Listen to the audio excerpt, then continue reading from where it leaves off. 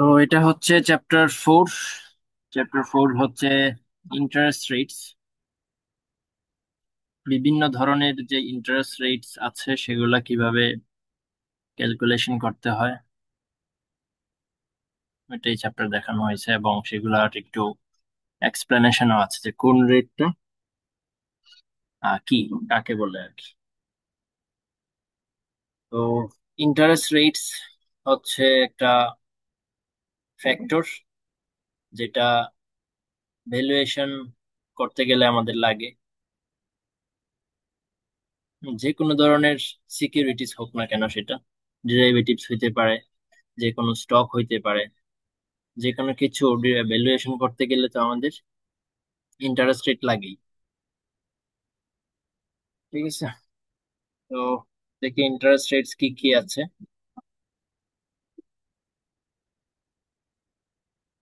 Types of interest rates, types of rates.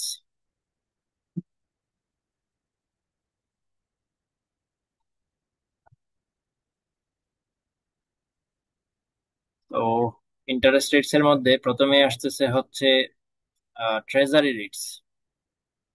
ঠিক আছে, treasury rate. তো ট্রেজারি রেট জিনিসটা কি? সেটা হচ্ছে একটা ট্রেজারি সিকিউরিটি থেকে যে রিটার্ন আর্ন করা যায়। একটা ট্রেজারি সিকিউরিটি মানে ওই যে আমাদের যে টি বিল আছে বা ট্রেজারি বন্ড আছে, এই যে ট্রেজারি বিল আর হচ্ছে ট্রেজারি বন্ড। তো treasury rates are the rates an investor earns on treasury bills and treasury bonds. ঠিক আছে, জাস্ট এতটুকু আর কি। খুব বেশি আলোচনা করে এখানে লাভ হয় না। তো ট্রেজারি রেটস হইতেছে এমন একটা রেট যেটা ইনভেস্টর আর্ন করে on treasury bills and treasury bonds.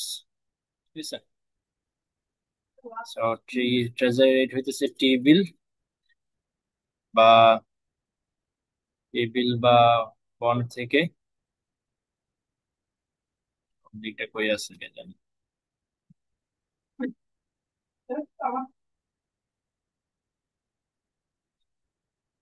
Public পাই না খুঁজে। T bill or T bond return earned on T bill or T bond. Simple, এটা কি বলে হচ্ছে ট্রেজারি রেটস। এখানে আর কোনো ক্যালকুলেশনও নাই, জাস্ট এই ডেফিনেশনটাই আর কি মেন। ঠিক আছে, তাহলে একটা গেল ট্রেজারি রেটস এর মধ্যে, সরি টাইপস অফ রেটের মধ্যে একটা রেট হচ্ছে ট্রেজারি রেট। এরপরে আসতেছে ওভারনাইট রেটস। 2 নম্বর হইতেছে ওভারনাইট রেটস। Overnight rates. তো ওভারনাইট রেট জিনিসটা কি? ওভারনাইট রেট জিনিসটা হইতেছে আহ প্রত্যেকটা ব্যাংক সেন্ট্রাল ব্যাংকের কাছে কিছু টাকা জমা রাখে, ওই যে সিআরআর হিসেবে রাখতে হয়। ঠিক আছে, এটা তো জানি যে প্রত্যেকটা ব্যাংকেরই সেন্ট্রাল ব্যাংকের কাছে 4% সিআরআর রাখতে হয়। তো দিন শেষে দেখা যায় যে কোনো কোনো ব্যাংকের ঘাটতি আছে, 4% থেকে ঘাটতি আছে, আর কোনো কোনো ব্যাংকের 4% থেকে সারপ্লাস আছে। ঠিক আছে, এরকম হয়। কোনো কোনো ব্যাংকের দিন শেষে দেখা যায় যে তার 4% মেনটেন হচ্ছে না, মানে 4% থেকে কম আছে। আর কোনো কোনো ব্যাংকের 4% থেকে বেশি আছে। তাহলে কি করতে হবে? যে ব্যাংকগুলোর ঘাটতি আছে ওই ব্যাংকগুলোর তো এটা ফুলফিল করতে হবে, রিকোয়ারমেন্টটা ফুলফিল করতে হবে। তো ও কি করে, যার ঘাটতি আছে সে আর একটা ব্যাংক থেকে কি করে ওভারনাইটে লোন নেয়। ওই যে যে রেটে লোন নেয় সেটাকে বলে ওভারনাইট রেটস। ওভারনাইট মানে একটা রাতের জন্য, মানে খুব অল্প সময়ের জন্য বোঝায় আর কি। ও খুব অল্প সময়ের জন্য যে রেটে একটা ব্যাংক আর একটা ব্যাংক থেকে ইন্টার লোন নেয়, যে রেটে, সেটাকে বলা হয় হচ্ছে ওভারনাইট রেটস। ঠিক আছে। তো এটাই আর কি যে বলছে যে at the end of a day some financial institution typically have surplus funds and some have uh, আর কি আর কিছু হচ্ছে ডেফিসিট থাকে। So this leads to borrowing and lending overnight. ঠিক আছে, এর ফলে লেন্ডিং এবং বোরোয়িংটা হয়। A broker usually match borrowers and lenders. একজন ব্রোকারই এখানে কাজ করে যে কোন, কার হচ্ছে সারপ্লাস আছে, কার হচ্ছে ডেফিসিট আছে, তাদেরকে ম্যাচ করায় দেওয়ার জন্য একজন ব্রোকার হিসেবে এখানে কাজ করে। ঠিক আছে, সো এখানে যে রেটটা কাজ করে সেটাকে বলা হয় হচ্ছে ওভারনাইট ট্রেডস। এটাকে ইউএসএ তে বলা হয় হচ্ছে ফেড ফান্ড রেট। ঠিক আছে, এটাকে ইউএসএ তে বলা হয় ফেড ফান্ড রেট। ঠিক আছে, এই আর কি। তো এটা কি লিখবো, ওভারনাইট ট্রেডস লিখলে তো অনেক কিছু লিখতে হবে। তো লিখতে পারি যে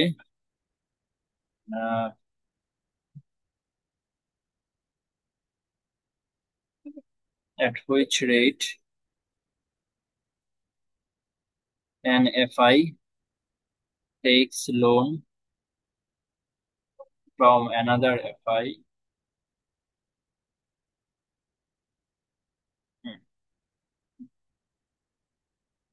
for very short time। খুব অল্প সময়ের জন্য নেবে এটা। এটা লিখলাম at which rate an FI takes loan from another FI for very short time। তো এটা আমাদের দেশে হয়তো বা এখানে মাত্র 40টা ব্যাংক। তো এখানে ওই রকম ব্রোকারের হয়তো বা রোল নাই, ব্রোকারের ওই রকম রোল নাই। কিন্তু ইউএসএ তো অনেক বড় কান্ট্রি, অনেক বড় ব্যাংক, অনেকগুলা ব্যাংক, তো ওইখানে আসলে ব্রোকার লাগবেই। ঠিক আছে, এই হচ্ছে ওভারনাইট ট্রেডস। ওভারনাইট ট্রেডস গুলার বিভিন্ন নাম আছে, এটা একটু লাগবে। ওভারনাইট ট্রেড গুলাকে সোনিয়া নামে ডাকা হয়, যেটা হচ্ছে ইউনাইটেড কিংডমে। ঠিক আছে, ইউনাইটেড কিংডমে ডাকা হয় সোনিয়া নামে। ইউরো, মানে ইউরোতে, ইউরোপিয়ান ইউনিয়নে ডাকা হয় হচ্ছে ইস্টার নামে। ইস্টার মানে ইউরো শর্ট টার্ম রেট। সোনিয়ার ফুল ফর্ম হচ্ছে স্টার্লিং ওভারনাইট ইন্ডেক্স এভারেজ। এরপরে আছে সুইস, মানে সুইজারল্যান্ডে বলা হয় হচ্ছে শেরন। জাপানে বলা হয় হচ্ছে টোনার। রেট গুলা চ্যাপ্টার 7-এ একটু কাজে লাগে, সোনিয়াটা একটু কাজে লাগে। মানে খুব বেশি আমারই কাজে লাগে না, যে জাস্ট আপনি সোনিয়া নামটা থাকে, বুঝতে হয় যে এটা হচ্ছে একটা একটা ওভারনাইট রেটস আর কি, বা বুঝতে হয় যে এটা একটা ফ্লোটিং রেট এরকম। জাস্ট নামটা মনে রাখতে হয় যে সোনিয়া নামের একটা রেট আছে। আবার কেউ যদি মনে করে ফেলে যে এটা কোনো মেন নাম, তো এই যে আর কি সোনিয়া শেরন এগুলা যে ইন্টারেস্ট রেটস বা রেটের নাম, এটা আর কি একটু এটা জানা থাকা দরকার। পাশাপাশি লাইবর নামের একটা রেট আছে, LIBOR, লাইবর। এটা হচ্ছে লন্ডনের ব্যাংক গুলা, লন্ডনের বড় বড় ব্যাংক গুলা যে রেটে তাদের মধ্যে ইন্টারেস্ট করে, একটু একটু পরে আসবে লাইবর। তো এই হচ্ছে ওভারনাইট রেটস। এরপরে আসতেছে রিপো রেটস। রিপো রেটস আমরা কম বেশি জানি। রিপো রেটস হইতেছে, রিপোর ফুল ফর্ম কি? রিপোর ফুল ফর্ম হচ্ছে পারচেজ রিপারচেজ, তাই তো? রিপোর ফুল ফর্ম হচ্ছে আসলে রিপারচেজ এগ্রিমেন্ট। তো রিপারচেজ মানে কি, পুনরায় কিনে নিব এরকম। আমি কারো কাছে সেল করতেছি, পুনরায় কিনে নিব এরকম ইয়াতে। ঠিক আছে, তার মানে কি করতেছি, সেলিং সিকিউরিটিজ। সেলিং সিকিউরিটিজ, আমি কিছু সিকিউরিটি সেল করতেছি। হ্যাঁ, সেল করে অবশ্যই টাকা পাইতেছি, তাহলে রিসিভিং লোন। আর এখানে আমি এগ্রিমেন্ট কি যাচ্ছি, এগ্রিমেন্ট রিসিভিং, রিসিভ করতেছি লোন। আর RECEVING হয়েছে কিনা, রিসিভ করতেছি লোন। এই যে এই সিকিউরিটি গুলো সেল করতেছি, তার মানে টাকা পাচ্ছি না, টাকা পাচ্ছি। এবং এখানে আমি করতেছি কি, আহ তার সাথে কন্ট্রাক্টে যাচ্ছি যে আমি আবার কি করব, বাই ব্যাক করব কিছুদিন পরে। সাপোজ 2 দিন পরে বা 3 দিন পরে কি করবো, এগুলাকে বাই ব্যাক করবো। Buy back after suppose 2 days. 2 দিন পরে আমি আবার এগুলাকে কি করব, ওর কাছ থেকে এই সিকিউরিটিজ গুলো এগুলো আবার কিনে নিব।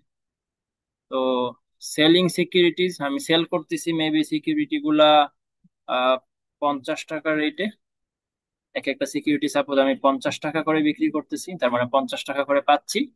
আর যখন এগুলা বাই ব্যাক করবো তখন মেবি আমাকে একটু বেশি টাকা দেওয়া লাগবে। সাপোজ 52 টাকা দিলাম, তাহলে এখানে আমার 2 টাকা কি হচ্ছে, 2 টাকা লস, বা 2 টাকা আমার ইন্টারেস্ট বলা যায়। 2 ডিভাইডেড বাই 50, 2 ডিভাইডেড বাই এই যে আমার সেলিং প্রাইস, এটা হচ্ছে রিপো রেটস। 2 ডিভাইডেড বাই, এটা কই আছে, 2/50, আমার যে ইন্টারেস্ট আমি আমি যতটুকু এক্সট্রা পে করতেছি ডিভাইডেড বাই আমি যতটুকু পাইছিলাম, এটা হচ্ছে রিপো রেটস। তো 2/50 মানে হচ্ছে যত আসে, এটাকে বলা হয় হচ্ছে রিপো রেটস। ঠিক আছে। সো এই যে রিপোটা, যদি আমি এই যে 2 দিনের জন্য করি বা একদিনের জন্য করি, এটাকে বলা হয় ওভারনাইট রিপো। আর যদি একটু বেশি সময়ের জন্য করি, সেটাকে বলা হয় টার্ম রিপো। ঠিক আছে। অল্প সময়ের জন্য হইলে বলা হয়, অল্প দিনের জন্য হইলে বলা হয় এটাকে ওভারনাইট রিপো। আর বেশি দিনের জন্য হইলে এটাকে বলা হয় টার্ম রিপো। তো এই হচ্ছে গেল তাহলে 3 নাম্বারটা, ট্রেজারি রেট। এরপরে আসতেছে ওভারনাইট রেট। 3 নাম্বার গেল হচ্ছে রিপো রেট। এখন আসতেছে হচ্ছে রেফারেন্স রেট। তো রেফারেন্স রেট হচ্ছে, আসলে এটাকে রেফারেন্স রেট কেন বলা হচ্ছে, কারণ হচ্ছে এটা বিভিন্ন ভ্যালুয়েশনে রেফারেন্স হিসেবে কাজ করে। বা আমরা যেরকম সিএপিএম করতে গেলে কি করি, আরএফ আরএফ থেকে শুরু করি, আরএফ কে হচ্ছে আমরা রেফারেন্স রেট হিসেবে ইউজ করি। হ্যাঁ, ট্রেজারি বিলের যে রেট সেটাকে আমরা রেফারেন্স রেট হিসেবে ইউজ করি। তার মানে এটার উপর বেস করে এটার সাথে প্লাস করি কিছু প্রিমিয়াম, এরপরে আমি আমার ফুল ইন্টারেস্ট রেটটা পাই। তো এরকম রেফারেন্স রেট হিসেবে কাকে ইউজ করা যেতে পারে? ঠিক আছে। যে রেফারেন্স ইন্টারেস্ট রেটস আর important in financial market. The parties to transaction frequently enter into contracts where the future interest rate paid or received তখন এগুলা। তো রেফারেন্স রেট, প্রথম রেফারেন্স রেট হচ্ছে লাইবর।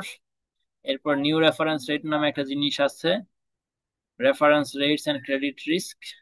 সো এখানে এই দুইটা পড়ায় নাই, নিউ রেফারেন্স রেট আর হচ্ছে reference rates and credit risk, এই দুইটা জিনিস পড়ায় নাই। সো এখানে লাইবরটা পড়াইছে। সো রেফারেন্স রেটের আন্ডার আসতেছে লাইবর। 4 নাম্বার হচ্ছে আমার লাইবর। লাইবর তো হচ্ছে লাইবর লাইবরের ফুল ফর্ম হচ্ছে লন্ডন ইন্টারব্যাংক অফার্ড রেট। ঠিক আছে, লাইবর হচ্ছে লন্ডন ইন্টারব্যাংক অফার্ড রেট। তার মানে হচ্ছে এই যে লন্ডনের যে ব্যাংকগুলো আছে না, লন্ডনের যে বড় বড় ব্যাংকগুলো আছে, ওই ব্যাংকগুলা একটা ব্যাংক আর একটা ব্যাংক থেকে যে রেটে লোন নেয়, এটাকে বলা হয় হচ্ছে লাইবর। ঠিক আছে। এটা হিস্টোরিক্যালি রেফারেন্স রেট হিসেবে অনেক ইউজ হইতেছিল। ঠিক আছে। হিস্টোরিক্যালি লাইবর রেটটা রেফারেন্স রেট হিসেবে ইউজ করা হয়েছে গ্লোবালি। ঠিক আছে। তো এখন আসলে লাইবরের জায়গায় ওই যে সোনিয়া টোনিয়া আমরা পড়ছি, এখানে সোনিয়া, টেনর, শেরন এগুলো চলে আসছে। ওইগুলো আরো ভালো। এখন লাইবরের কিছু সমস্যা আছে। তাহলে লাইবর কি? লাইবর হচ্ছে লন্ডনের বড় বড় ব্যাংক গুলা নিজেদের মধ্যে যে রেটে ইন্টারেস্ট আদান প্রদান করে, যে রেটে লোন আদান প্রদান করে। ঠিক আছে। তো এটা ডেফিনেশনটা এখানে কোথাও দেখতেছি না।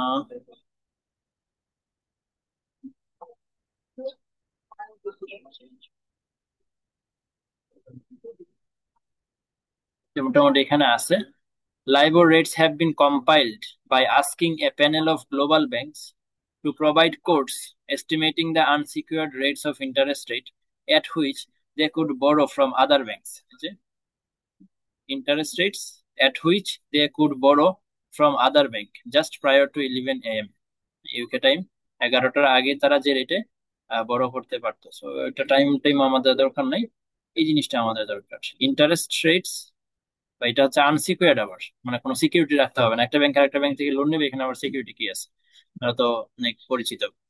So unsecured rates of interest at which they could borrow from other banks. ঠিক আছে, এটাকে বলা হয় হচ্ছে লাইবর।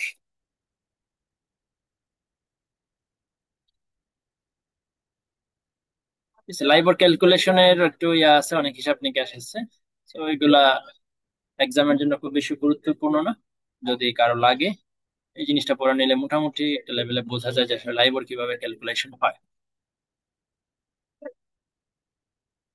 মানে ওই বিভিন্ন ব্যাংক হচ্ছে তাদের রেট গুলা ইয়া করে, ডিসক্লোজ করে, ওই রেট গুলা থেকে একটা অ্যাভারেজ ক্যালকুলেশন করা হয় আর কি লাইবর। মানে এক ব্যাংক আরেক ব্যাংক থেকে যে লোন নেয় এটা তো সব ক্ষেত্রে তো সমান হবে না। সাপোজ আমি হচ্ছে সোনালী ব্যাংক থেকে লোন নিলাম, আমি যে রেটে লোন নিব, আমি মেবি রূপালী ব্যাংক থেকে একটু অন্য রেটে লোন নিব, এরকম বিভিন্ন রেট তো এখানে রেট একটু হালকা হালকা হালকা চেঞ্জ হয়। এগুলাকে পরে একটু অ্যাভারেজ টেভারেজ করা হয় আর কি, অ্যাভারেজ করে লাইবর একদম মানে মেইন লাইবরটা বের করা হয়। যাই হোক, মেইন কথা হচ্ছে মেইন ডেফিনেশনটা জানলেই হচ্ছে এখানে, যে একটা ব্যাংক আর একটা ব্যাংক থেকে যে রেটে লোন নেয়। ওই যে লাইবরের কিছু প্রবলেম আছে, যে problem with LIBOR is that there is not enough borrowing between banks for a bank's estimate to be determined by market transactions. There is not enough borrowing, মানে খুব বেশি borrowing হয় না মনে হয় লাইবরে, এরকম একটা প্রবলেম আছে। যার কারণে লাইবর আর এখন বর্তমানে খুব বেশি একটা ইউজ করা হয় না। সো এখন নিউ রেফারেন্স রেট চলে আসছে, যেখানে যে সফর আছে, সোনিয়া আছে, টোনার আছে, এগুলা ইউজ করা হয় রেফারেন্স রেট হিসাবে এখন বর্তমানে। সফর, সোনিয়া, টোনার এগুলা ইউজ করা হয়। এরপরে আসতেছে হচ্ছে risk free rate. Risk free rate এটা গুরুত্বপূর্ণ আমাদের, এটা বিভিন্ন মানে পুরা বই জুড়ে এই রিস্ক ফ্রি রেটটা আমাদের লাগে। ঠিক আছে, রিস্ক ফ্রি রেটটা আমাদের পুরা বই জুড়ে লাগে। সো রিস্ক ফ্রি রেট মানে তো বুঝি যে আসলে রিস্ক ফ্রি রেট মানে কি, যে রেটে কোনো রিস্ক নেই, যে রেটে কোনো রিস্ক নেই, মানে একদম risk free. Suppose treasury bill থেকে যে আমরা ইনকামটা পাই সেটাকে আমরা রিস্ক ফ্রি রেট বলে আসছি এতদিন। ঠিক আছে, এরপরে টিপন হইতে পারে, মানে যেখানে আর কি রিস্ক নাই সেটাকে আমরা বলি রিস্ক ফ্রি রেট। সো এই ডিরাইভেটিভস কোর্সের জন্য এই রিস্ক ফ্রি রেটের ডেফিনেশনটা একটু অন্যরকম। সেটা হচ্ছে যে usual approach to valuing derivatives involves setting up a riskless portfolio and arguing that the return on the portfolio should be risk-free rate. The risk-free rate therefore plays a central role in derivatives pricing. তো risk free rate এখানে আসলে বোঝাচ্ছে একটা, আমি যদি একটা রিস্কলেস portfolio বানাই, এটা আরবিট্রেজের মাধ্যমে খুব সম্ভবত সম্ভব। একটা রিস্কলেস পোর্টফোলিও যদি আমি বানাই ডেরিভেটিভস ইউজ করে, বা যে কোনো ভাবেই হোক আমি একটা রিস্কলেস পোর্টফোলিও বানাইলাম, ওই পোর্টফোলিও থেকে যে রিটার্ন আমি আর্ন করব ওইটাকে বলে রিস্ক ফ্রি রেট। ঠিক আছে, তার মানে এটাকে আমি যদি লিখি সেটা লিখতে পারি যে return earned on riskless portfolio. ঠিক আছে, রিস্ক ফ্রি রেটের ডেফিনেশনটা কি হবে?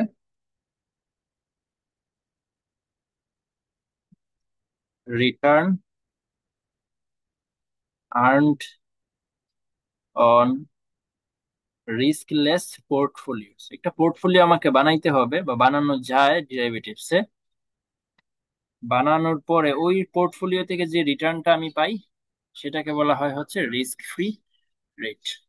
এই রিস্ক ফ্রি রেটটা আমরা এখানে ডেরিভেটিভস এর যে ভ্যালুয়েশনে ইউজ করব, যে ডেরিভেটিভস এর প্রাইস নির্ধারণ করব, ডেরিভেটিভস এর ভ্যালু নির্ধারণ করব, মানে বিভিন্ন সিকিউরিটির প্রাইস কত হওয়া উচিত, বিভিন্ন সিকিউরিটির ভ্যালু কত হওয়া উচিত, এইগুলো পুরো বই জুড়ে বের করব। সেখানে আমাদের আরএফ রেটটা লাগে, মানে সব জায়গাতেই মোটামুটি এই রেটটা আরএফ রেটটা লাগে। ঠিক আছে,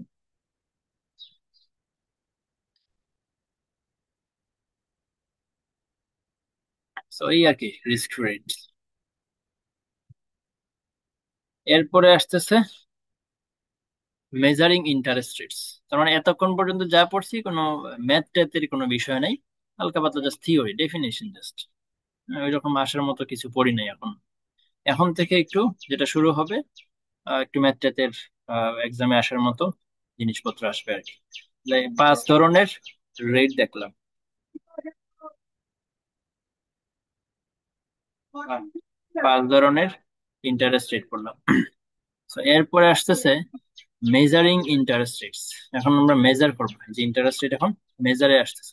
তখন তো টাইপস পড়লাম, এখন হচ্ছে measurement.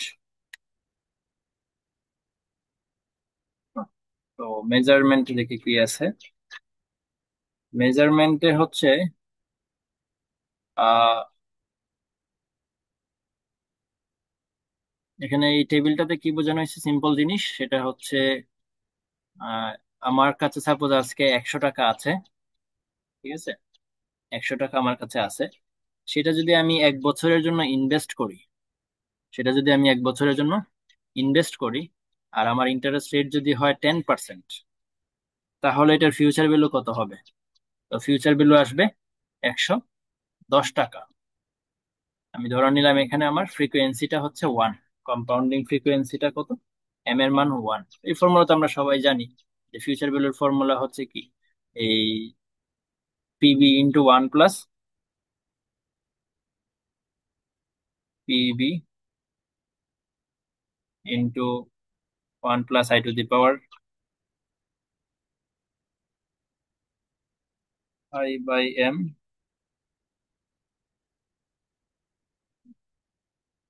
Two the power M into M. না, তো এই হচ্ছে ফর্মুলাটা দিয়ে আমরা কি করি, ফিউচার ভ্যালু বের করি।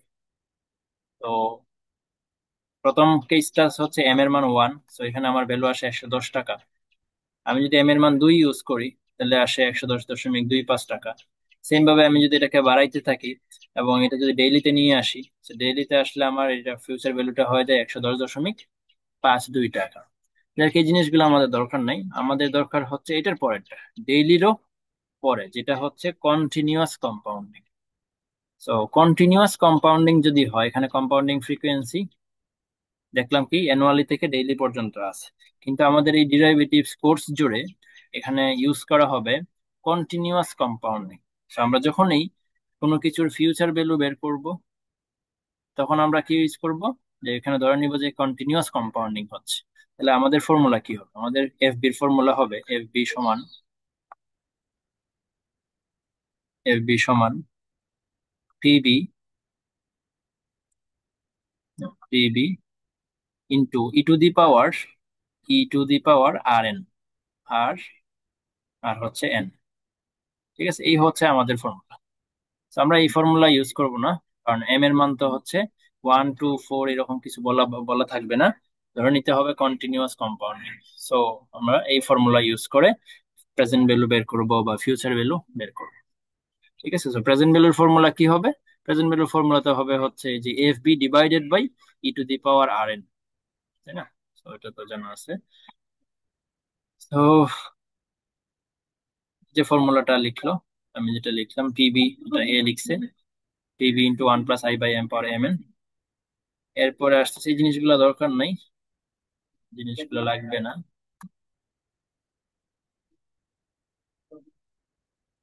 এই যে যেটা আমাদের লাগবে সেটা হচ্ছে এই যে কন্টিনিউয়াস কম্পাউন্ডিং, যে A into E to the power R n. এই যে আমি যেটা লিখলাম এখানে, যে PB into E to the power R N. So continuous compounding হইলে বা কন্টিনিউয়াস কম্পাউন্ডিং এখানে আমাদের ধরে নিতে হবে। সো ফিউচার ভ্যালু বের করার জন্য ফর্মুলা হবে এই যে পিবি মানে A into E to the power R N. ঠিক আছে, এই হচ্ছে ফর্মুলাটা। আচ্ছা, এখন হইতেছে আমাদের লাগবে আরেকটা জিনিস, এই জিনিসটা দরকার নাই, ডিরাইভেশন কেউ দেখলে দেখতে পারে চাইলে, ডিরাইভ ডিরাইভ করছে আর কি, যে আমি যদি কন্টিনিউয়াস কম্পাউন্ডিং লিখি এবং এটা হচ্ছে নর্মালি লিখি, দুটো তো সেম জিনিস আসলে। কন্টিনিউয়াস কম্পাউন্ডিং, আমি যদি এখানে ই to the power R N দিতেছি, এটাও তো কন্টিনিউয়াস কম্পাউন্ডিং মানে লেখা যাবে, এম এর মান আর কি অনেক বড় করে লিখতে হবে। তো এই যে দুটা জিনিস আসলে কি দেওয়া উচিত, সেম জিনিস, সেম আনসার দেওয়া উচিত, এটা যা এটাও তাই দেওয়া উচিত। হ্যাঁ, তো এই দুটা ইকুয়েশন থেকে আমি কি করতে পারি, আর সি বের করে ফেলতে পারি এবং আর এম বের করে ফেলতে পারি, যে আর সির ফর্মুলা আর হচ্ছে আর এম এর ফর্মুলা। এর মানে কি, আরসি আর আর এম মানে কি? তো আরসি আর আর এম মানে হচ্ছে আমার প্রশ্নে সাপোজ এই যে আর এম দেওয়া আছে, আর এম মানে হইতেছে একটা ইন্টারেস্ট রেট দেওয়া আছে সাপোজ 10%, একটা ইন্টারেস্ট রেট দেওয়া আছে সাপোজ 10%, যেটা হচ্ছে এই অ্যানুয়ালি কম্পাউন্ডেড বা হাফ ইয়ারলি কম্পাউন্ডেড। আর এমটা কি? আর এম হচ্ছে অবশ্যই রেট অফ আর হচ্ছে রেট অফ ইন্টারেস্ট। আর এম মানে কি? এম মানে হচ্ছে যে ওই যে এম এর মান হয় 2 অথবা 3 অথবা 4 এরকম কিছু। ঠিক আছে? তো হাফ ইয়ারলি কম্পাউন্ডেড সাপোজ দেওয়া আছে যে হাফ ইয়ারলি কম্পাউন্ডেড রেট যদি 10% হয়, তাহলে তোমার কন্টিনিউয়াস কম্পাউন্ডিং রেট কত? ঠিক আছে, কন্টিনিউয়াস কম্পাউন্ডিং রেট কত এটা যদি বের করতে বলে, তাহলে কি করব? এই যে এম এর মানটা বসাবো, এম এর মান, এরপরে লন 1 প্লাস আর এম, যেটা প্রশ্ন দেওয়া আছে 10% ডিভাইডেড বাই 2। ঠিক আছে, এই হচ্ছে কন্টিনিউয়াস রেট বের করার উপায় যদি আমাদের কি দেওয়া থাকে, কম্পাউন্ডিং রেট দেওয়া থাকে। হ্যাঁ, হাফ ইয়ারলি, অ্যানুয়ালি, মান্থলি, এরকম রেট যদি দেওয়া থাকে, সেটাকে কন্টিনিউয়াস রেট বানানোর উপায় হচ্ছে এই ফর্মুলা। সেম ভাবে উল্টা ফর্মুলা হচ্ছে এটা, যে কন্টিনিউয়াস রেট দেওয়া আছে, সাপোজ কন্টিনিউয়াস রেট দেওয়া আছে 10%, তো এই যে আর আর সি এর মানটা এখানে বসাবো। এখন বের করতে বললো কি? বের করতে বললো হচ্ছে যে হাফ ইয়ারলি কম্পাউন্ডেড রেট কত, এই যে 10%-এর equivalent half yearly compounding rate কত, বা 10%-এর ইকুইভ্যালেন্ট মান্থলি কম্পাউন্ডিং রেট কত, এরকম যদি বলে, সেক্ষেত্রে এই আর এম এর ফর্মুলাটা ইউজ করতে হবে, এবং এম এর মান হবে ওই যে যেটা বের করতে বলবো। যদি হাফ ইয়ারলি বলে এম এর মান 2, যদি মান্থলি বলে তাহলে এম এর মান 12। ঠিক আছে, তো একটা এক্সাম্পল দেখি দুইটা ফর্মুলার উপর বেস করে। এক্সাম্পল 4.1 আর হচ্ছে এক্সাম্পল 4.2। ঠিক আছে, সো সাপোজ এখানে কি দেওয়া আছে, consider an interest rate is quoted as 10% per annum with semi annual compounding. তার মানে এই যে 10% রেটটা দেওয়া আছে, এটা কি সেমি অ্যানুয়াল কম্পাউন্ডিং রেট। তার মানে এম এর মান কত, 2। এই যে আমাদের ফর্মুলা যদি এখানে বসাই, এম এর মান 2, এরপরে লন, এরপরে হচ্ছে 1 plus R M by M. R M এর মান তো দেখলাম 10%, এই যে 10, আর নিচে হচ্ছে 2। এই, এটা ক্যালকুলেশন করলে যা আসে, এটা হবে কন্টিনিউয়াস কম্পাউন্ডিং রেট। ঠিক আছে, তো এই যে কন্টিনিউয়াস কম্পাউন্ডিং রেট কত আসলো, 9.758। So continuous compounding rate always একটু কম আসবে। ঠিক আছে, 10% রেট থেকে, মানে অ্যানুয়াল কম্পাউন্ডিং বা সেমি অ্যানুয়াল কম্পাউন্ডিং রেট গুলা থেকে কন্টিনিউয়াস কম্পাউন্ডিং এর রেটটা কম আসবে। কন্টিনিউয়াস মানে তো হচ্ছে অলওয়েজ এটা রিটার্ন ইনকার করতেছে। তো যেহেতু অলওয়েজ রিটার্ন ইনকার করতেছে, সো আমার রেটটা খুব বেশি একটা লাগে না, ছোট রেট হইলেই হয়। যেখানে অ্যানুয়ালি যদি আমাকে বছরে যদি একবার ইন্টারেস্ট দেয়, একবার ইন্টারেস্ট দিলে আমাকে একটু বেশি পরিমাণে ইন্টারেস্ট না দিলে তো আমার জিনিসটা কভার হবে না। ঠিক আছে, সো অ্যানুয়ালি বা হাফ ইয়ারলি যদি হয়, সেক্ষেত্রে ইন্টারেস্ট রেটটা একটু বড় হয়, আর কন্টিনিউয়াসলি যদি হয়, সেক্ষেত্রে ইন্টারেস্ট রেট একটু ছোট আসে। যাই হোক, এটা ক্যালকুলেশন করে যা আসে তো আসবেই, মানে ছোটই আসবে আর কি অলওয়েজ। এরপরে হইতেছে এক্সাম্পল 4.2। তো 4.2 তে কি বের করতে বলবে? অবশ্যই উল্টাটা। দেখি কি দেওয়া আছে, এই যে বলা আছে 8% পার annum with continuous compounding rate. তার মানে কন্টিনিউয়াস রেটটা দেওয়া আছে, আর এটা বুঝে গেলাম যে আহ হ্যাঁ, জাস্ট 8% পাইলাম। এখন বের করতে বলছে কি, সেটার উপর ডিপেন্ড করবে আমাদের এম এর মান কি হবে। সো এই যে বলছে and that interest rate is actually paid quarterly. ঠিক আছে, কোয়ার্টারলি। তো তার মানে কি, কোয়ার্টারলি কম্পাউন্ডিং রেটটা বের করতে বলছে। এখানে ডিরেক্ট কোয়েশ্চেনটা করে নাই, কোয়েশ্চেনটা করলে ডিরেক্ট করবে কি, যে কোয়ার্টারলি কম্পাউন্ডিং রেট কত। তাহলে কোয়ার্টার বললে, কোয়ার্টারলি যেহেতু বলছে, তার মানে কি কোয়ার্টার কয়টা, 4টা। তার মানে এম এর মান হচ্ছে 4। তাহলে এই যে ইকুয়েশনে বসাই দিই, এই যে আমাদের ইকুয়েশনে এম এর মান 4 বসবে। e to the power R C হচ্ছে কত দেওয়া আছে, 8%। এম এর মান কত, 4 - 1। তাহলে এই লাইনটা আসে, তাহলে কত আসলো, 8.08%। ঠিক আছে, 8.08% আসলো। ঠিক আছে, তো এই হচ্ছে ইন্টারেস্ট রেট ক্যালকুলেশন করার উপায়, মানে কন্টিনিউয়াস রেট দেওয়া থাকলে কম্পাউন্ডিং রেট বের করা, আবার কম্পাউন্ডিং রেট দেওয়া থাকলে কন্টিনিউয়াস কম্পাউন্ডিং রেটটা বের করা। তো এরপরে আসতেছে জিরো রেটস, 4.5 আসতেছে জিরো রেটস। তাহলে এই মেজারিং ইন্টারেস্ট রেটে আমাদের একটা জিনিস গেল, এখন আসতেছে জিরো রেটস। তো জিরো রেটস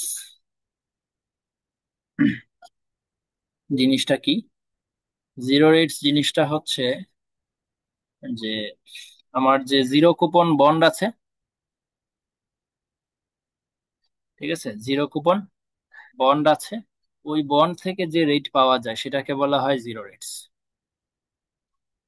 ঠিক আছে, মানে জিরো রেটস যে শুধুমাত্র জিরো কুপন বন্ড নিয়েই বলতে হবে বিষয়টা এরকম না। জিরো কুপন বন্ডের মতো এরকম যদি আরো কোনো সিকিউরিটিজ থাকে, ঠিক আছে, যেগুলা মাঝখানে কোনো ইন্টারেস্ট দেয় না, মাঝখানে কোনো ইন্টারেস্ট দেয় না, সেগুলার রেটকেই বলা হয়, সেগুলার রেট অফ রিটার্নকেই বলা হয় জিরো রেটস। তার মানে এটার ক্যারেক্টারিস্টিক্স কি? জিরো রেটের ক্যারেক্টারিস্টিক্স হচ্ছে আজকে ইনভেস্ট করব, 1 ইয়ারে জিরো জিরো টাইমে ইনভেস্ট করব, ঠিক আছে, একটা একটা একটা পরিমাণ টাকা আমার পকেট থেকে যাবে। সাপোজ 1 বছর পরে আমি একটা টাকা রিসিভ করব, এর মাঝখানে একটা আমার রিটার্ন আর্ন হয়েছে না? আমি অবশ্যই ইনভেস্ট করছিলাম 100 টাকা, সো আমি পাবো তো অবশ্যই এর থেকে বেশি, এর মধ্যে আমার একটা ইন্টারেস্ট আর্ন হয়েছে, এটাকে বলা হয় রেট অফ রিটার্নটাকে বলা হয় জিরো রেটস। সো এটা আসলে জিরো কুপন বন্ডে এরকম হয়। এরপরে খুব সম্ভবত কমার্শিয়াল পেপার গুলাতেও সেম হয়, কমার্শিয়াল পেপার, এইরকম যত সিকিউরিটিস আছে যেগুলো কোনো মাঝখানে কুপন দেয় না, সেগুলোর রেটটা বের করাটাকে বলা হয় হচ্ছে জিরো রেটস। তো জিরো রেটস আমরা বের করতে পারি 6 মাসের, 1 বছরের, 1.5 বছরের, 2 বছরের, এরকম বিভিন্ন সময়ের জন্য বিভিন্ন জিরো রেটস ক্যালকুলেশন করা যায়, যে 6 মাস যদি হয়, 6 মাসের জিরো রেটস কত হওয়া উচিত। তার মানে এই যে জিরো টাইমে ইনভেস্ট করে 6 মাস পরে কত পাওয়া যাবে, ওই জিনিসটা বোঝার জন্য তো আমার 6 মাসের রেট লাগবে। ঠিক আছে, সেম ভাবে জিরো টাইমে ইনভেস্ট করে 1 বছর পরে কত টাকা পাওয়া যাবে, তো সেক্ষেত্রে আমার 1 বছরের রেট লাগবে। এরকম বিভিন্ন জিরো রেটস ক্যালকুলেশন করা যায়। তো দেখি কিভাবে জিরো রেট ক্যালকুলেশন করতে হয়।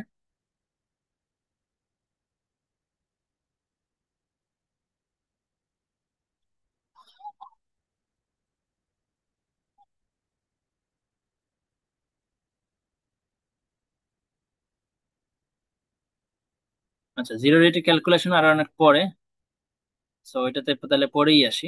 এখানে বলে ফেলা যাবে চাইলে, কিন্তু আহ, যেভাবে বইয়ে আছে সেভাবেই আগাই। তো জিরো রেটস এর ক্যালকুলেশন পরে আসবে, আপাতত জিরো রেটস কি জিনিসটা সেটা বুঝলাম।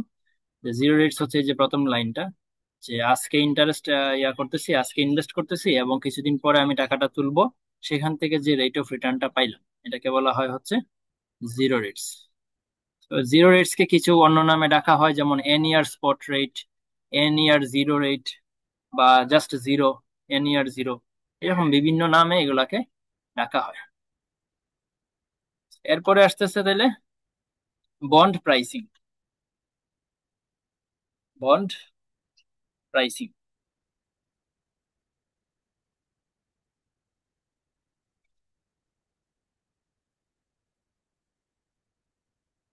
এরপর আছে বন্ড ইল্ড, পার ইল্ড, আর লাস্টে হচ্ছে ডিটারমাইনিং জিরো রেটস। তো এই জিনিসটাই আমাদের সবচেয়ে গুরুত্বপূর্ণ ম্যাথ এক্সামে আসার মতো, ডিটারমাইনিং জিরো রেটসটা।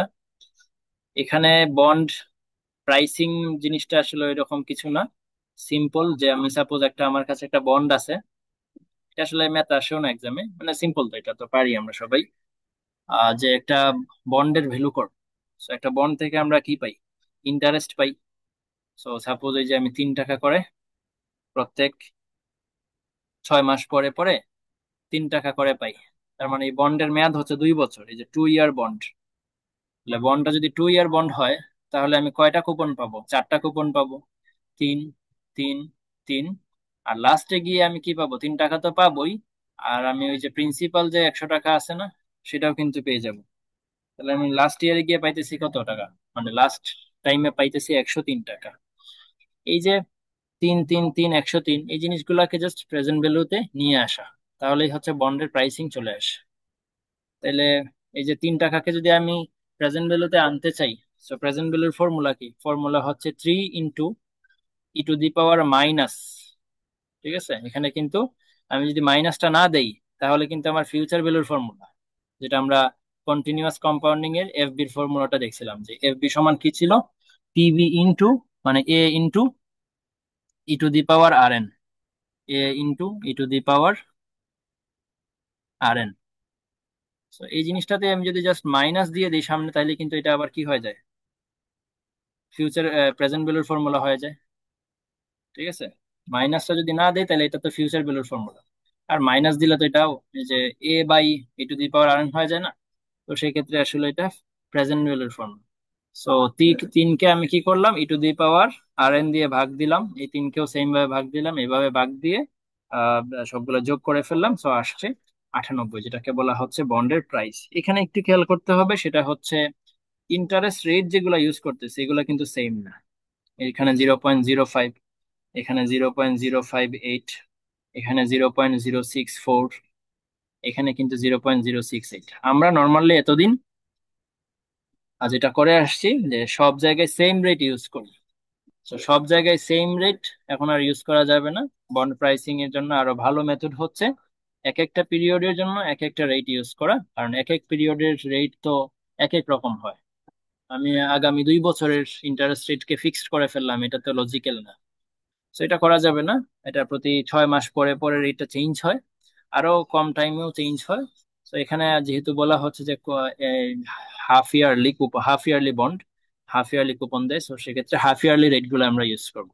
মানে এই রেট গুলা কিভাবে ক্যালকুলেশন করতে হয়, এটাই হচ্ছে আমাদের ওই যে পরের যে ডিটারমাইনিং জিরো রেটস দেখানো হবে, যে এই রেট গুলো আসলে কিভাবে আসছে।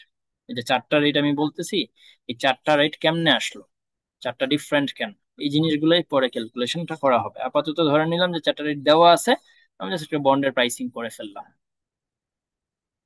এরপরে আসতেছে বন্ডের ইল্ড ক্যালকুলেশন। বন্ডের ইল্ড আসলে ক্যালকুলেশনটা নর্মালি হাতে কলমে করা যায় না, এটা ফাইন্যান্সিয়াল ক্যালকুলেটরে করতে হয় অথবা ট্রায়াল এন্ড এরর বেসিসে করতে হয়। সো বন্ড ইল্ড জিনিসটা কি, সেটা জাস্ট কনসেপ্টটা বলি, এবং কিভাবে ক্যালকুলেশনের যে একটা প্রসেসটা সেটা বলি জাস্ট। তো বন্ড ইল্ড হইতেছে, এটা এক্সামেও আসে না, কারণ এটা তো ক্যালকুলেশন করা যায় না। ডেফিনেশন আসতে পারে বন্ড ইল্ড মানে কি। তো বন্ড ইল্ড মানে হইতেছে এমন একটা রেট, এমন একটা ইন্টারেস্ট রেট, ঠিক আছে, যে রেটে যে রেটে এই যে আমার কুপন গুলার প্রেজেন্ট ভ্যালু মার্কেট প্রাইসের সমান হবে, এটাকে বলা হয় হচ্ছে বন্ড ইল্ড। বন্ড ইল্ড হচ্ছে কি? এমন একটা রেট, যে রেটে ডিসকাউন্ট করলে আমার যে যত ক্যাশ ফ্লো আছে, সব ক্যাশ ফ্লোর যে প্রেজেন্ট ভ্যালু, সেটা মার্কেট প্রাইসের সমান হবে, ঠিক আছে। তো এই যে লিখছে a bond yield is the single discount rate, একটা discount rate when applied to all cash flow। আমি যদি সব ক্যাশ ফ্লোকে এটা দিয়ে ডিসকাউন্ট করি, তাহলে এটা কি আসবে? মার্কেট প্রাইসের সমান একটা আমাকে ভ্যালু দিবে। তার মানে সিম্পল কথা বলতে গেলে, যে যে রেটে ক্যাশ ফ্লো গুলার প্রেজেন্ট ভ্যালু মার্কেট প্রাইসের সমান হয়, ঠিক আছে, এটাকে বলা হয় হচ্ছে বন্ড ইল্ড। তো কি করলাম, এই যে 3 টাকা আমার হচ্ছে আজকের, মানে 6 মাস পরের কুপন, এই 3 টাকাকে e⁻−y × 0.5, এই ওয়াই তো আমি জানি না, ওয়াই তো বের করতে চাই কোন রেটে, সেই রেটেই তো বের করতে চাই। সো ওয়াই হচ্ছে আমার এখানে ওয়াই থাকবে, সেম ভাবে এইভাবে বা সবগুলো লিখে যাব। সো এখান থেকে ওয়াইটা কি করতে হবে? বের করে ফেলতে হবে। তো এই ওয়াইটা বের করলে কত আসবে? 6.76%। তার মানে আমি যদি এই বন্ডটা 2 বছর হোল্ড করি, হুম, তাহলে আমি 6.76% রিটার্ন জেনারেট করতে পারবো। সেটা আমি কিভাবে বুঝলাম? আমি আমার আজকের মার্কেট প্রাইস দেখে বুঝলাম, ঠিক আছে, আজকের মার্কেট প্রাইস। তাই এটাকে ইমপ্লাইড কিছু একটা বলে, ইল্ড ইমপ্লাইড ইল্ড নামে যা বলা যায়, যে আজকে যে মার্কেট প্রাইস আছে সেই প্রাইস অনুযায়ী আমার রিটার্ন কত। তো আজকের প্রাইস অনুযায়ী, মার্কেট প্রাইস অনুযায়ী আমার রিটার্ন হচ্ছে 6.76%। তো এটা বের করা যায় এই ফর্মুলাটা ইউজ করে, বাট এটা তো হাতে কলমে করা যায় না, সো এটা এক্সামে আসেও না। তাহলে জাস্ট ডেফিনেশনটা মনে রাখলেই হবে, বন্ড ইল্ড হচ্ছে এমন একটা ইল্ড যে রেটে present value of cash flow market প্রাইসের সমান হয়।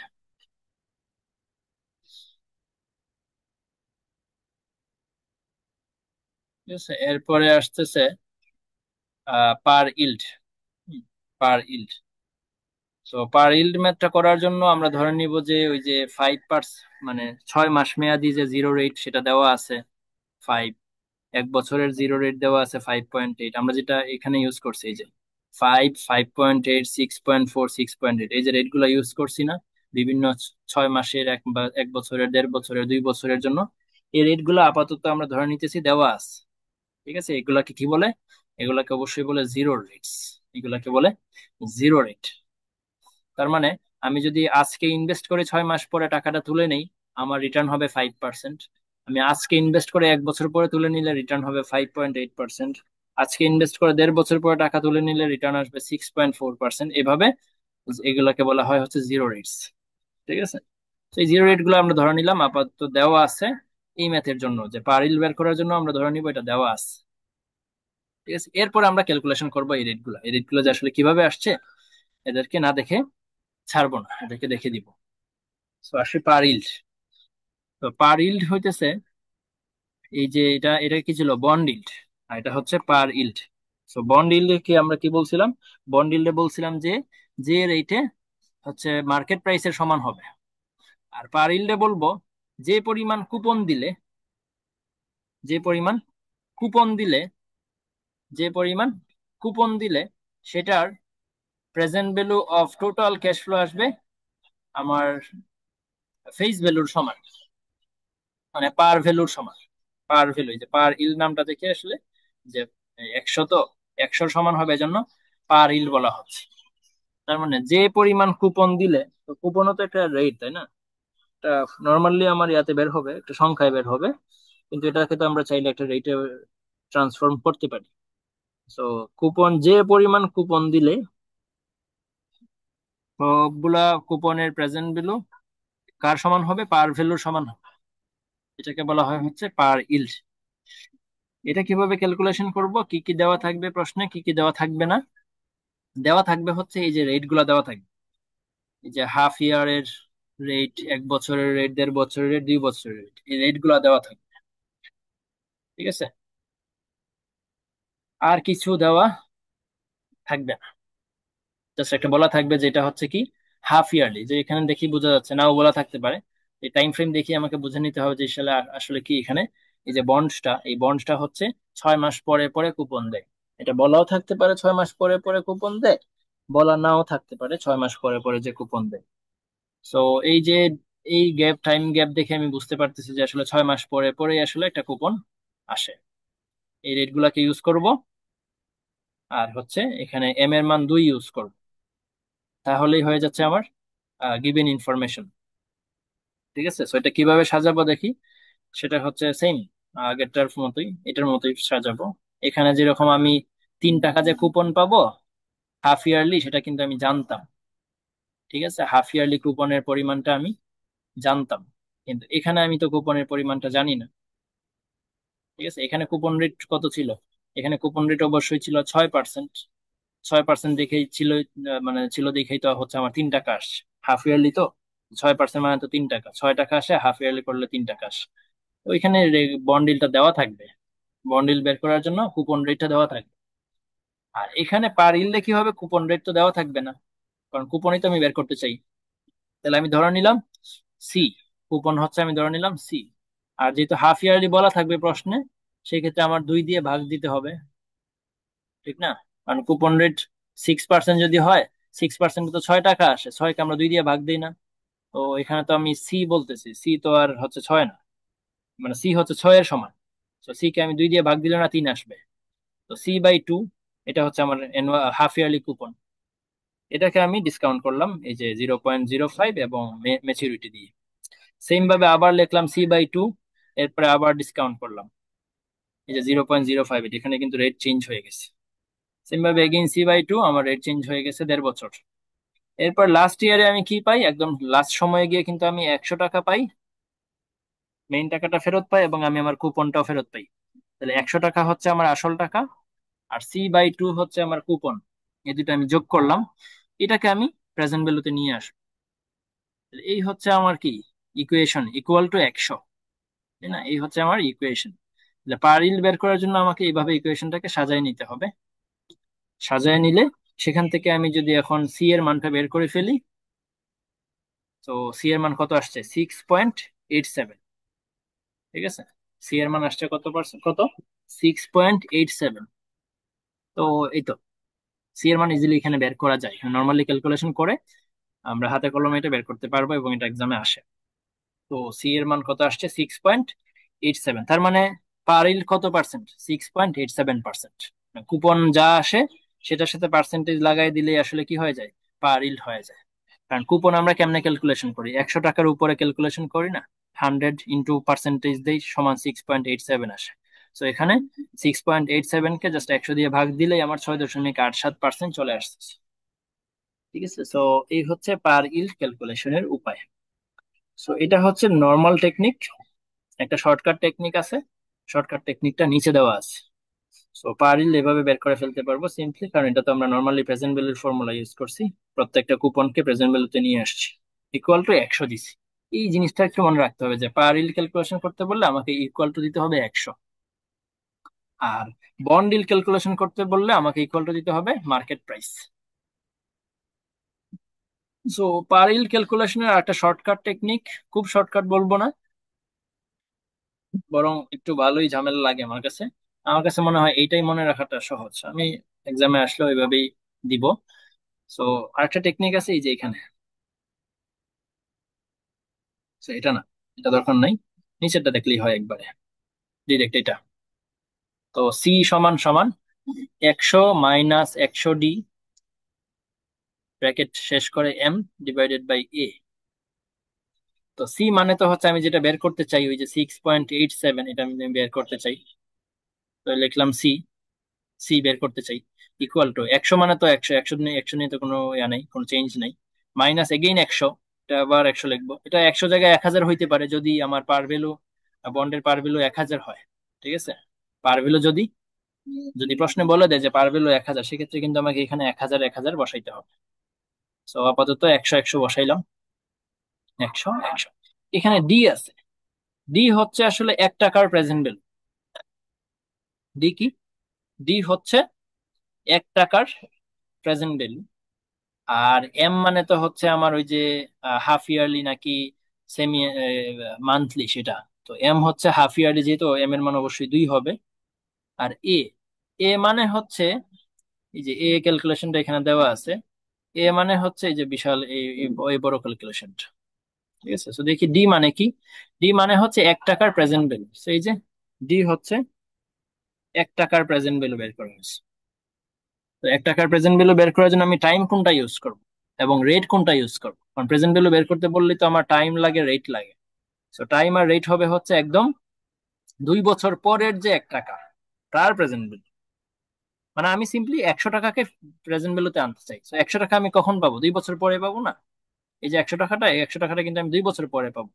তো 100 টাকাকে আমি 2 বছর আগে আনতে চাইলে সেক্ষেত্রে কি করতে হবে, আমার 1 টাকার প্রেজেন্ট ভ্যালুতে, প্রেজেন্ট ভ্যালুটা বের করে ফেলতে হবে, যেটাকে আমরা পিবিএ বলি, পিবি বলি, প্রেজেন্ট ভ্যালু ফ্যাক্টর। 1 টাকার প্রেজেন্ট ভ্যালু বের করলাম, এটা 100 সাথে গুণ দিয়ে দিলাম, ইন্টু এম ডিভাইড বাই এ। এ মানে কি, এ মানে হচ্ছে এই যে 1 টাকার 6 মাস পরের 1 টাকার প্রেজেন্ট ভ্যালু, প্লাস 1 বছর পরের 1 টাকার প্রেজেন্ট ভ্যালু, প্লাস 1.5 বছর পরের 1 টাকার প্রেজেন্ট ভ্যালু, প্লাস 2 বছর পরের 1 টাকার প্রেজেন্ট ভ্যালু। এভাবে প্রত্যেকটা টাইম ফ্রেমের 1 টাকার প্রেজেন্ট ভ্যালুকে কি করতে হয়েছে, প্রেজেন্ট ভ্যালুতে আনতে হয়েছে, যেটা হচ্ছে 3.7 আসছে। এই 3.7 এখানে বসাই দিতে হবে। তাহলে এই পুরা ক্যালকুলেশনের মাধ্যমে সি এর মান চলে আসবে কত, 6.87 চলে আসবে।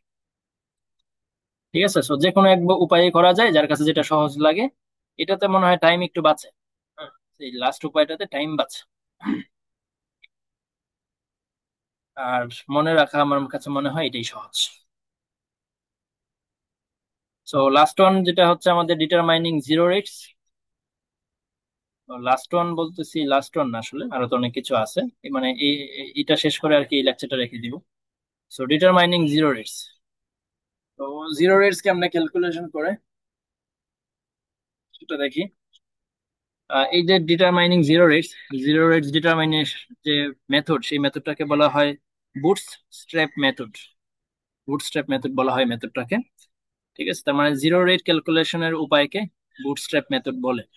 এখন এই বুটস্ট্র্যাপ মেথড ইউজ করে আমরা কিভাবে জিরো রেট ক্যালকুলেশন করব, এই যে জিরো রেট গুলো এখানে দেখাইছিলাম, এই রেট গুলা কেমনে আসছে। তো এটা এক্সামের জন্য খুবই গুরুত্বপূর্ণ। এটা এক্সামে আসেই আসে। তো সাপোজ আমাদের ইনফরমেশন হচ্ছে এই জিনিসগুলা: bond principal, time to maturity, annual coupon, আর বন্ড প্রাইস। এই জিনিসগুলো হচ্ছে আমাদের গিভেন ইনফরমেশন। ঠিক আছে, এই জিনিসগুলো হচ্ছে আমাদের গিভেন ইনফরমেশন। এখান থেকে আমরা কি করব, আহ এই যে জিরো রেট গুলো ক্যালকুলেশন করব। তো জিরো রেট ক্যালকুলেশন করবো, এখানে 0.25 ম্যাচুরিটি দেখতেছি, এটার জিরো রেট ক্যালকুলেশন করে ফেলবো। 0.5 ম্যাচুরিটির জিরো রেট, 1 বছরের জিরো রেট, 1.5 বছরের জিরো রেট, 2 বছরের জিরো রেট, প্রত্যেকটা ম্যাচুরিটির জিরো রেট আমরা ক্যালকুলেশন করবো। তো প্রথমেই আসতেছে 0.25, মানে এটা কত মাস, 3 মাস। 3 মাসের জিরো রেট কেমনে ক্যালকুলেশন করে। তো 3 মাসে বলতেছে এই যে বন্ড প্রাইস কত, 3 মাসের বন্ড প্রাইস হচ্ছে 99.6 টাকা। আর এটার প্রিন্সিপাল কত, 100 টাকা। তার মানে আমি যদি আজকে 99.6 টাকা ইনভেস্ট করি, একটা বন্ড কিনি, আমি কত টাকা পাবো মেয়াদ শেষে? 100 টাকা পাবো। তার মানে 99.6 টাকা আমার আজকে যাবে, 3 মাস পরে আমার 100 টাকা আসবে। তো এখানে আমার একটা রেট ইন্টারেস্ট আর্ন হবে না। এই রেটটা কি বলা হয় হচ্ছে জিরো রেট ফর 3 মান্থস। তো কিভাবে বের করবো? সিম্পল, যে কোনো একটা আহ ইয়ার ফর্মুলা বসাই দিব। এই 100 তো হচ্ছে আমার ফিউচার ভ্যালু, তাই না? আর এটা তো আমার প্রেজেন্ট ভ্যালু। তো আমি প্রেজেন্ট ভ্যালুর ফর্মুলা বা ফিউচার ভ্যালুর ফর্মুলা যে কোনো একটা বসাই দিই। এই যে এখানে ওরা বসাইছে হচ্ছে 100 টাকার ফর্মুলা। তো 100 টাকা তো হচ্ছে আমার ফিউচার ভ্যালু। এফ বি সমান সমান, এফ বি সমান সমান PB into E to the power R N. PB into E to the power R N. ঠিক আছে, আমি লিখলাম না, সময় যেতেছে। So E to the power R N. So এই যে আমার পিবি হচ্ছে 99.6, আর ই to the power R n. আর তো আমি জানি না, আর এই তো আমি বের করতে চাই। তার মানে আমার সব দেওয়া আছে, জাস্ট আরটা বের করতে চাই। তাহলে এটা ক্যালকুলেশন করলে এটা চলে আসবে কত, 1.603% পার annum। ঠিক আছে, এটা ক্যালকুলেশন করলে কত আসবে? 1.603। ঠিক আছে, এটা কিন্তু অ্যানুয়াল, পার অ্যানাম। এটা 3 মাসের রেট না, কিন্তু এটা হচ্ছে অ্যানুয়াল রেট অফ ইন্টারেস্ট আসছে। আচ্ছা, তো আমি চাইলে 3 মাসেরটা বের করে নিতে পারি, 4 দিয়ে ভাগ দিয়ে আর কি।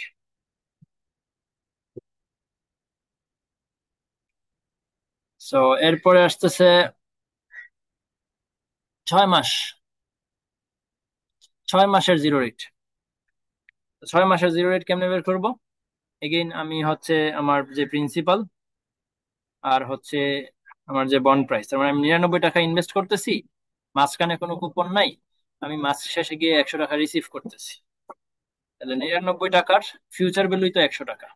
মাঝখানে কিন্তু কুপন নাই, এটা কিন্তু গুরুত্বপূর্ণ। মাঝখানে কুপন নাই, কোনো ঝামেলা নাই মাঝখানে। তো এটা সেম ভাবে বের করছি। এই যে 100 টাকা ইকুয়াল টু কি হবে, 99 টাকার future value. 99 into E to the power r into 0.5। Again r এর মান কত আসলো?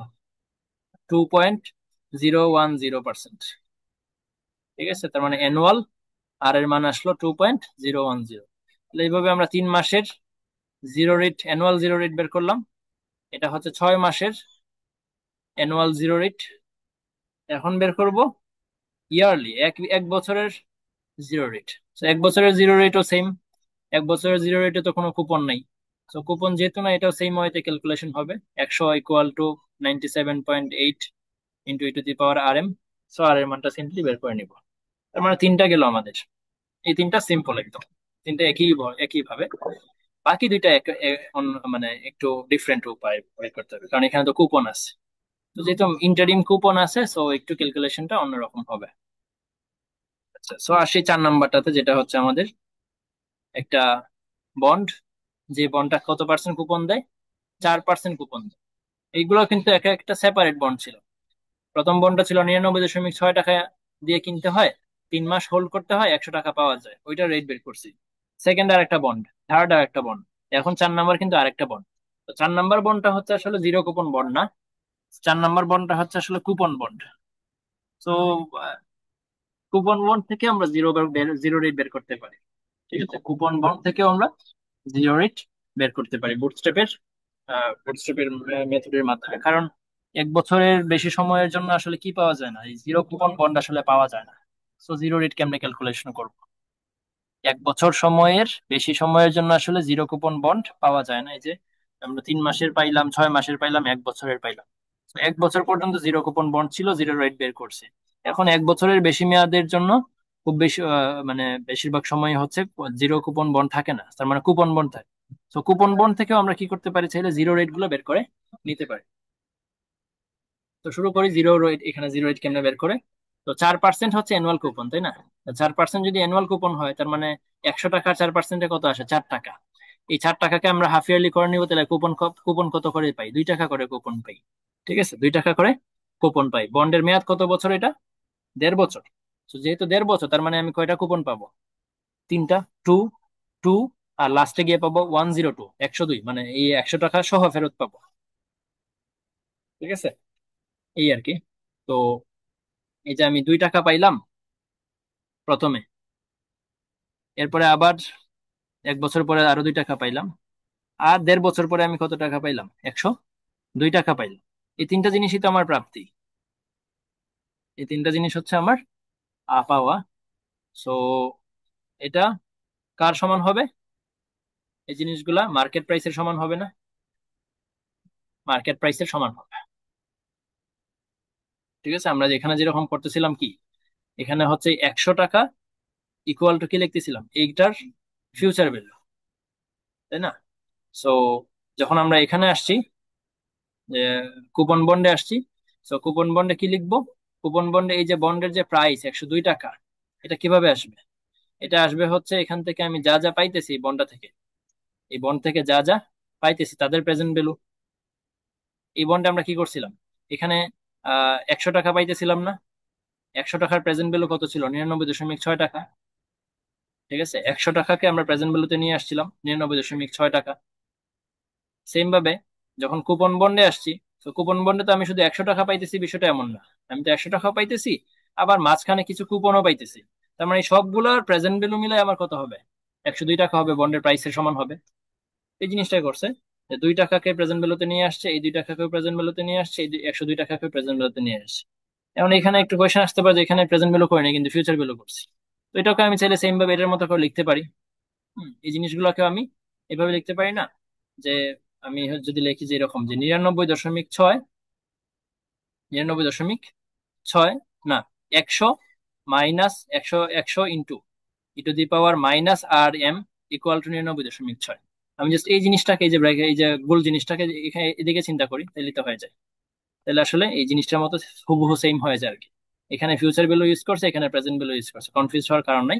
আমার যে প্রাপ্তি, আমি যা পাই, একটা বন্ড কিনলে আমি যেটা পাই, সেগুলোকে আমি কি করব, ডিসকাউন্ট করব। ডিসকাউন্ট করলে কার সমান হবে, মার্কেট প্রাইসের সমান হবে।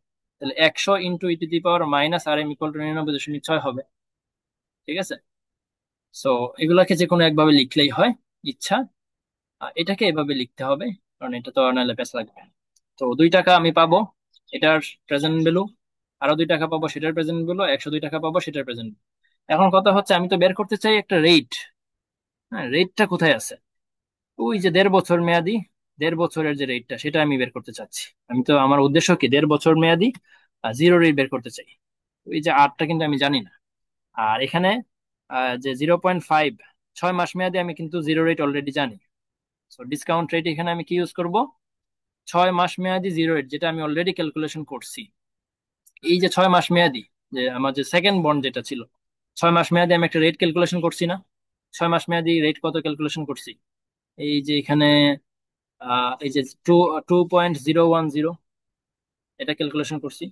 এই জিনিসটাকে আমি এখানে ইউজ করতেছি। ঠিক আছে, 0.02010, এরপরে যখন আমি এই যে 1 বছরের যে 2 টাকা এটাকে যখন প্রেজেন্ট ভ্যালুতে নিয়ে আসবো, তখন আবার কি করব, 1 বছরের যে ইল্ড জিরো রেট আছে না, 1 বছরের জিরো রেট ইউজ করবো। So, 1 বছরের জিরো রেট আমি বের করছি না এখানে, 1 বছর মড থেকে 1 বছর মেয়াদি যে বন্ড আছে, এই বন্ডের কিন্তু জিরো রেট আমি বের করছি। So, 1 বছর মেয়াদি বন্ডের জিরো রেট কত আসছে, 2.225। এর এটা কিন্তু আমি এখানে ইউজ করতেছি 2.225। আর লাস্টে যেটা 1.5 বছর মেয়াদি জিরো রেট কিন্তু আমি ক্যালকুলেশন করি নাই। 1.5 বছর মেয়াদি জিরো রেট বেশি হয়ে গেছে এখানে। So, হ্যাঁ, চলে এসেছে। তো 1.5 বছর মেয়াদে কিন্তু জিরো রেট আমি ক্যালকুলেশন করি নাই, এটাই তো আমি বের করতে চাই। সো 102 × e⁻r, 1.5, এই আরটাকে আমি রেখে দিলাম, আরটাকে আমি বের করে ফেলাম। So, এখন পুরো জিনিসটাকে আমি জাস্ট কি করব, এদিক সেদিক করে ক্যালকুলেশন করে আর এর মান বের হয়ে যাবে কত, 0.02284। এটা ক্যালকুলেশন করার ফলে আমার কাছে এখন কয়টা রেট আসছে, এখন কিন্তু আমার কাছে রেট আছে কয়টা, 3 মাস মেয়াদি রেট আছে। 3 মাসেটা যদি আমার দরকার নেই, 6 মাস মেয়াদি জিরো রেট আছে, 1 বছর মেয়াদি জিরো রেট আছে, 1.5 বছর মেয়াদি জিরো রেট আছে।